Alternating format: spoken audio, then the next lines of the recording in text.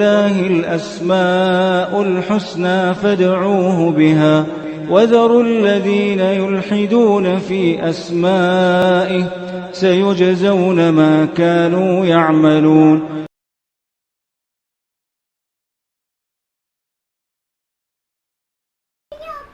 بسم اللہ الرحمن الرحیم الحمد للہ رب العالمین وبہ نستعین وصلی اللہ وسلم علی سید الانبیاء والمرسلین وعلی آلہ واصحابہ اجمعین ومن تبعہم بإحسان الی یوم الدین اما بعد. اللہ رب العالمین کی توفیق سے، اللہ رب العالمین کے فضل و کرم سے ایک طویل عرصے کے بعد آج پھر سے اللہ سبحانہ وتعالیٰ کے تعارف سے متعلق اسماء و صفات کا جو سلسلہ تھا، جو کم و بیش 152 دروس اب تک ہو چکے ہیں الحمدللہ پچھلے 5-6 سال سے، تو آج سے یہ سلسلہ پھر جاری ہو رہا ہے. اللہ سبحانہ وتعالیٰ کی اسماء حسنہ اور اس کی صفات علیہ سے متعلق ایک ایک نام اللہ رب العالمین کا اور ایک ایک صفت لے کر کے جو ہم دروس دے رہے تھے، انشاءاللہ تعالیٰ اس کا سلسلہ آنے والے ہفتے سے جو ہے جاری ہوگا. آج کی اس نشست میں پچھلے جو دروس ہوئے ہیں اور آنے والے ایام میں انشاءاللہ تعالیٰ جو دروس ہوں گے اس میں ایک ربط پیدا کرنے کی کوشش کروں گا. تو اس سلسلے میں جو بات مجھے آپ کے سامنے رکھنی ہے آج کے اس درس میں وہ یہ کہ ہمیں اس کا شعور ہونا چاہیے، اس کا علم ہونا چاہیے کہ سب سے اشرف علم، سب سے نفع بخش علم یہ ہے کہ ہم اللہ رب العالمین سے متعارف ہوں، اللہ رب العالمین سے، اللہ رب العالمین کی ذات، اس کے اسماء حسنہ، اس کے صفات، اس کے افعال سے متعلق ہمیں معلومات ہونی چاہیے، ہمیں علم ہونا چاہیے.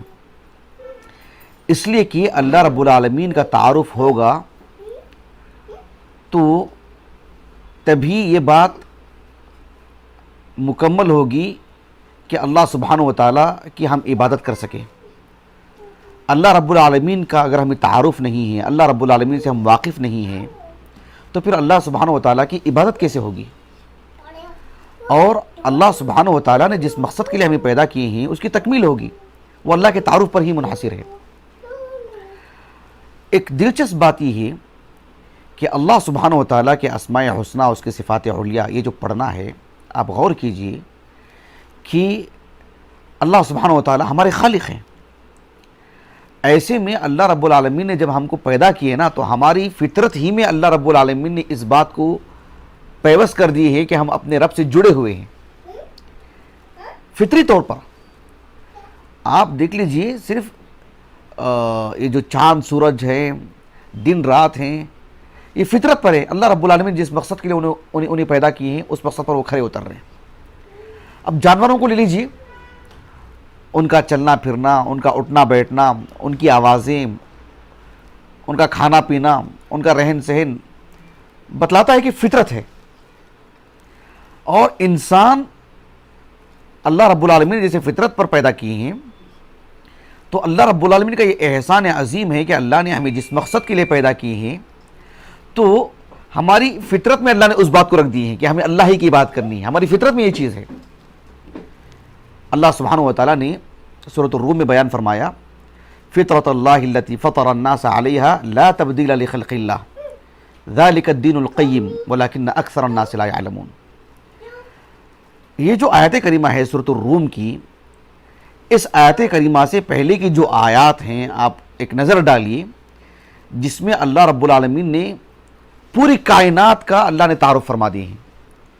پھر یہ تعارف کس کے لیے کیے ہیں رب العالمین نے؟ انسانوں کے سامنے رکھے ہیں کائنات کا تعارف کہ یہ سب فطرت پر ہیں اور انسان کو بھی اللہ نے فطرت پر ہی رکھے ہیں. تو میں بتانا کیا چاہ رہا ہوں کہ اللہ سبحانہ وتعالیٰ نے ہمیں جس مقصد کے لیے پیدا کیے ہیں تو اللہ سبحانہ وتعالیٰ نے وہ ہماری فطرت میں رکھے ہیں کہ ہماری مطلب تخلیق کا مقصد کیا ہے جاننے کے لیے. اپنے رب سے واقف ہونا یہ ہماری فطرت میں ہے. اللہ سبحانہ وتعالیٰ کے اسماء حسنہ کو پڑھنا یہ ہماری فطرت میں ہے. اللہ سبحانہ وتعالیٰ کے صفات سے واقف ہونا یہ ہماری فطرت میں اللہ نے رکھے ہیں. ایک حدیث ہے بہت معروف، متفق علیہ، صحیح بخاری میں کتاب الجنائز میں ہے اور بھی مقامات پر ہے، صحیح مسلم کی کتاب القدر میں ہے. ابو ہریرہ رضی اللہ عنہ کہتے ہیں کہ رسول اللہ صلی اللہ علیہ وسلم نے فرمایا کل مولود یولد علی الفطرہ فابواہ یہودانہ او ینصرانہ او یمجسانہ. اس حدیث سے میں فی الحال یہ بات بتانا چاہ رہا ہوں کہ اللہ رب العالمین نے ہماری تخلیق جس انداز میں کی ہے، صرف یہ نہیں ہے کہ بھوک لگ رہی ہے کیونکہ انسان کی فطرت میں اب کھانے کی ضرورت پڑ رہی. ہم اس لیے نہیں سو رہے ہیں کہ یہ کہنے کے لیے کہ وہ میری فطرت میں داخل ہے کیونکہ میں تھکا ہوں تو مجھے سونا ہے. انسان فرد کے طور پر نہیں رہ سکتا نا، اجتماعی زندگی ہی گزارے گا وہ. اب اس کی دلیل کیا دیتا ہے وہ کہ بھئی میں فطرت پر ہوں. میں انسان کو مطلب جو ہے یعنی جو چیزیں اس کے ساتھ جڑی ہوئی ہیں، انسان سبھی چیزوں سے متعلق ایک ہی بات کہتا ہے کہ اس کا تعلق فطرت سے، اس کا تعلق فطرت سے ہے کہ نہیں؟ بتائیے. انسان شادی کرتا ہے، اس سے اولاد ہوتی ہیں، انسان کیا کہتا ہے کہ یہ سب فطرت ہے. تو کیا انسان کی فطرت میں اتنی ہی چیزیں رہ گئی ہیں کہ بھوک لگی تو کھانا کھانا ہے، تھکا ماندہ ہے تو آرام کر لینا ہے، سو جانا ہے، شادی بیاہ ہے، تجارت ہے، گھومنے پھرنے کے لیے جانا ہے، کیوں بھئی یہ میری فطرت میں داخل ہے. مجھے دو دوست چاہیے، کیوں میں اکیلا نہیں رہ سکتا ہوں، کیوں یہ میری فطرت میں داخل ہے. فطرت میں اتنی باتیں رہ گئی ہیں. کیا اللہ نے ہماری فطرت میں اللہ سے متعارف ہونے والی بات نہیں رکھی ہے؟ اللہ رب العالمین نے جس مقصد کے لیے ہمیں پیدا کی ہے وہ فطرت ہم میں نہیں ہے. یہی تو اصل فطرت ہے. ہاں یہ اور بات ہے کہ اس کے ماں باپ، اس کے گھر والے، اس کا ماحول اسے فطرت سے دور کر دیتا ہے. جیسے سیدھے ہاتھ سے کھانا انسان کی فطرت ہے، لیکن انسان ماحول میں جس پلتا بڑھتا ہے بائیں ہاتھ سے کھاتا پیتا ہے. اس کا مطلب یہ ہوا کہ جو ہے ماحول نے اسے بگاڑا ہے. میں جس بات کی طرف توجہ دلا رہا ہوں وہ یہ ہے کہ اللہ رب العالمین سے متعارف ہونا یہ ہماری فطرت میں داخل ہے. اللہ سبحانہ و تعالیٰ نے ہمیں جو قلب عطا کی ہیں، جو عقل عطا کی ہیں، جو جس فطرت میں اللہ نے ہمیں رکھے ہیں، یہ ناممکن سی بات ہے کہ ہماری فطرت میں رب سے متعارف ہونے سے متعلق کوئی خیال نہ آتا ہو، کوئی دلچسپی نہ ہو. نہیں، ایسی بات نہیں ہے. دنیا میں جتنے بھی انسان ہیں سب کے دل میں ایک طرح کا ایک کھوج ہے کہ بھی ہم کو کس نے پیدا کیا، کون ہے وہ، کون ہے جو ہم کو پال رہا ہے، پوس رہا ہے. آج آپ لوگوں کو دیکھیے صبح سے شام تک جس کی وہ پوجا کرتے ہیں، جسے وہ اپنا معبود سمجھتے ہیں، صبح سے شام تک اس کے سامنے کھڑے رہتے ہیں. ان سے پوچھے کہ کس نے آپ کو پیدا کیا، جھٹ سے اس کی انگلی اوپر جاتی. کیوں؟ فطرت. مطلب یہ ہے کہ اللہ سے متعارف ہونا یہ ہمارا فطری معاملہ ہے. اس فطرت سے ہم بھاگ نہیں سکتے. لا قدر اللہ ایسا نہ ہو کہ جو ہے انسان کی فطرت مسخ ہو جائے اور اس کے دل میں یہ خیال تک نہ آتا ہو کہ مجھے میرے رب سے واقف ہونا ہے. اس کا مطلب ہے کہ اس کی فطرت مر چکی ہے. اب میں آپ کو 2-3 اہم باتیں بتاتا ہوں. ایک بات یہ ہے کہ ایک عرب عالم ہے جن کا نام ہے شیخ عبدالعزیز ابن ناصر الجلیل. انہوں نے اللہ سبحانہ و تعالیٰ کے اسماء الحسنہ پر ایک کتاب لکھی ہے. اس کتاب کا نام ہی وَلِلَّهِ الْأَسْمَاءُ الْحُسْنَى فَادْعُوهُ بِهَا. کتاب کا نام کیا ہے؟ وَلِلَّهِ الْأَسْمَاءُ الْحُسْنَى فَادْعُوهُ بِهَا. یہ کتاب ہی کا نام ہے. اس میں آپ نے بہت گہری بات کی. آپ نے کہا کہ اللہ رب العالمین نے ہمیں جو فطرت پر رکھے ہیں نا، ہمیں جو عقل عطا کی ہے نہیں، اس سے رب کا جو تعارف ہوتا ہے وہ صرف مجمل، اس میں صرف اجمال ہے، تفصیل نہیں ہے اس میں. مثلا ایک انسان کی جب ولادت ہوتی ہے دھیرے دھیرے اسے معلوم ہوتا ہے کہ یہ اس کے ماں باپ ہیں.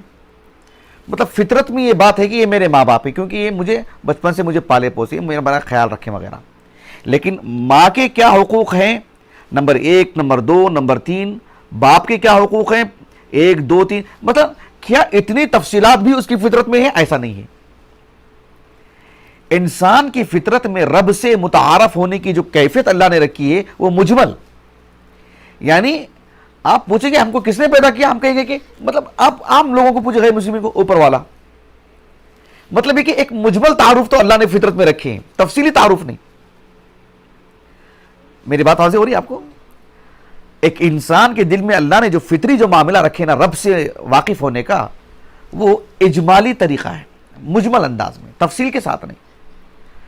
اسی تفصیل کو اللہ سبحانہ و تعالیٰ بتانے کے لیے اللہ نے انبیاء علیہ السلام کو بھیجتے ہیں، ان پر کتابیں نازل کرتے ہیں تاکہ اس اجمال کی تفصیل معلوم کرنے کے لیے۔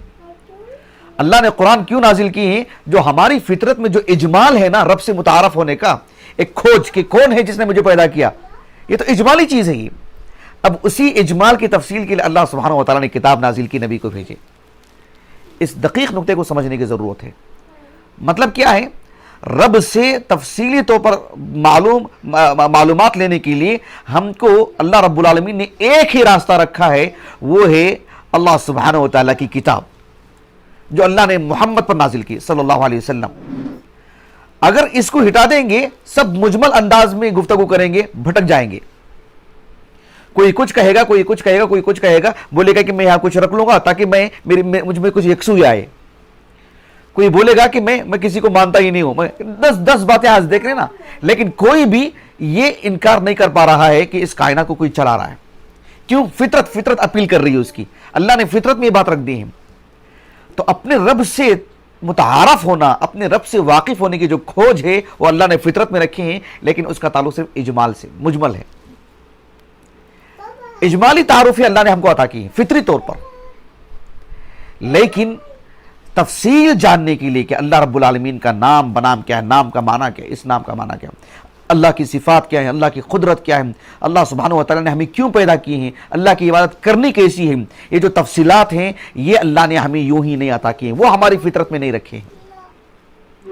اس کے لیے اللہ سبحانہ و تعالیٰ نے وہ ساری معلومات ہماری فطرت میں نہیں رکھے ہیں، اس کے لیے اللہ سبحانہ و تعالیٰ نے کتابیں نازل کی، اور کتابیں اللہ نے انبیاء پر نازل کی۔ آخری کتاب قرآن مجید ہے، آخری نبی محمد ہے صلی اللہ علیہ وسلم۔ ترتیب سمجھ رہے میری بات کیا؟